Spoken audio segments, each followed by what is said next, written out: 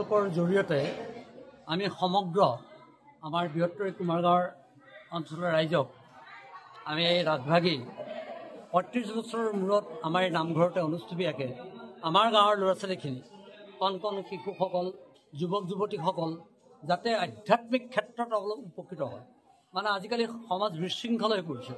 কোনো তেনেকুৱা আধ্যাত্মিকতা থাকিলে নিশ্চয় কিবা এটা তেওঁলোকৰ মানে হৃদয়ত ক্ৰিয়া কৰিব, যিটো কাৰণে দেশৰ সুনাগৰিক হোৱাত তেওঁলোকৰ হ'ব মানে আগবাঢ়ি যাব। সেই উদ্দেশ্য কৰি আমি কিজনে আজি কিছুদিনৰ আগতে জুবিন গাৰ্গ দেৱৰ প্ৰয়াতৰ পিছতেই আমি সিদ্ধান্ত ল'লে খুব কম সময়ৰ ভিতৰত আমি অকণমান এই ভাগি আগবঢ়াৰ চেষ্টা কৰিছোঁ।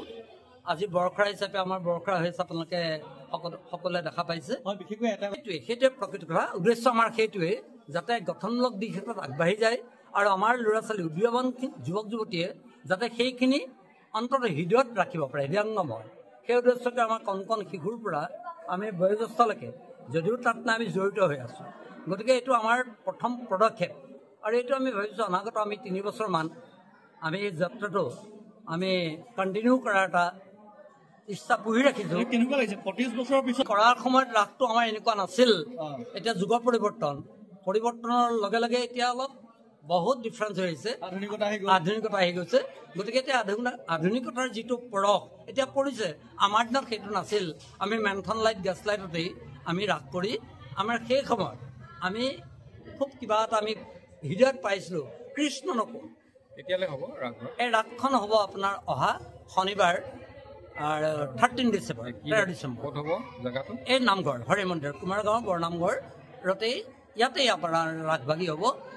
আমাৰ সকলোলৈকে বিনম্ৰ অনুৰোধ, ৰাসভাগীৰ সহায় সহযোগৰ লগতে সকলোৱে আহি যাতে আমাক উৎসাহিত কৰে। দেৰগাঁওবাসীক নিমন্ত্ৰণ জনাইছোঁ।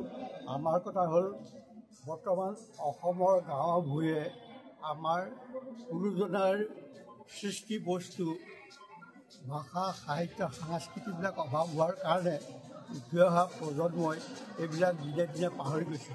সেই উদ্দেশ্যলৈ আমাৰ গাঁৱত বহুত দিন এনেকুৱা কলা কৃষ্টিবিলাক আমি তেওঁবিলাকৰ অন্তৰত দিব পৰা নাই।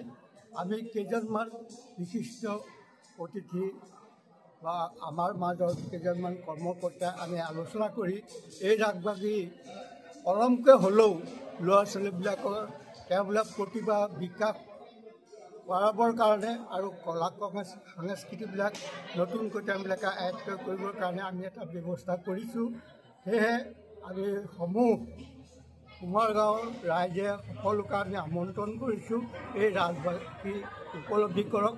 আৰু লগতে আমাৰ সংস্কৃতিবিলাক যিজনক মহান শিল্পী বুলি কয় জুবিন গাৰ্গে আমাৰ অসমত যিখিনি সাংস্কৃতিক ক্ষেত্ৰত মহান শিল্পীৰ ক্ষেত্ৰত যিখিনি দান বৰঙণি দি থৈ গ'ল, তাত সমগ্ৰ ৰাইজবাসী বৰ বেজাৰ পাই তেওঁবিলাকে এনেকুৱা এজন মহান শিল্পী হেৰুৱাৰ কাৰণে গোটেই অসমবাসী ভাৰতবৰ্ষ তথা পৃথিৱীত তেওঁবিলাকে বৰ কষ্ট অনুভৱ কৰিছে।